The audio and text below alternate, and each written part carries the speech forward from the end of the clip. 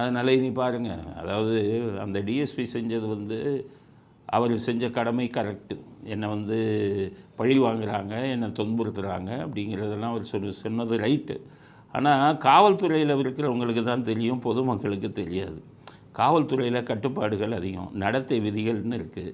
நடத்தை விதிகள் படி நீங்கள் காவல்துறை தலைவர் அவங்களுடைய அனுமதி வாங்காமல் நீங்கள் யாருமே பேட்டி கொடுக்கக்கூடாதுன்னு இருக்குது.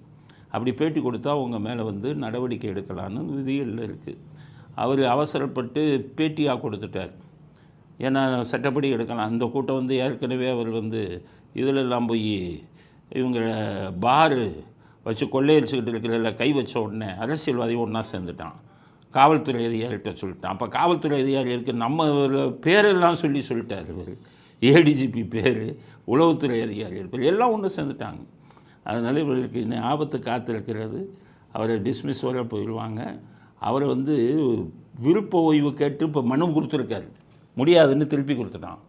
ஏன் கொடுத்துட்டாங்கன்னா, இப்போ என்ன பண்ணுவாங்கன்னா, அவர் மேலே 2 சார்ஜை போடுவாங்க. சார்ஜை போட்டு என்ன சொல்லுவான், விருப்ப ஓய்வு கொடுத்தா உங்கள் மீது குற்றச்சாட்டு நிலுவையில் இருக்கிறது, அதனால் உங்கள் விருப்ப ஓய்வை அனுமதிக்க முடியாதுன்னு சொல்லி டிஸ்மிஸ் பண்ணுவான். அப்போ என்ன ஆகும்னா, அவர் குடும்பத்துக்கு கிடைக்க வேண்டிய பென்ஷன் கிடைக்காது. இவருக்கு பின்னாடி ஒரு மனைவி உயிரோடு இருந்தால் அவர்களுக்கு கூட பென்ஷன் வரும். அவர் 20-25 வருஷம் சர்வீஸ் போட்டிருக்காரு. அப்போ உங்களுக்கு 25 வருஷத்துக்கு மேலே போட்டிருக்காரு. நீங்கள் அரசாங்க பென்ஷனை வாங்குறதுக்கு உங்களுக்கு இது இருக்க உரிமை இருக்குது. ஆனால் இந்த கூட்டத்தை போய் நீங்கள் தெரியாமல் போய் மேலும் வெளிப்படையாக மோதுனீங்கல்ல, அதனால் இது உங்களுக்கு நிறைய பிரச்சனைகள் வரும். எந்த பிரச்சனை வந்தாலும் நாங்கள் உங்களுக்கு ஆதரவு கொடுப்போம். ஆனால் பெரிய சிக்கலில் சிக்கி இருக்கிறீர்கள்.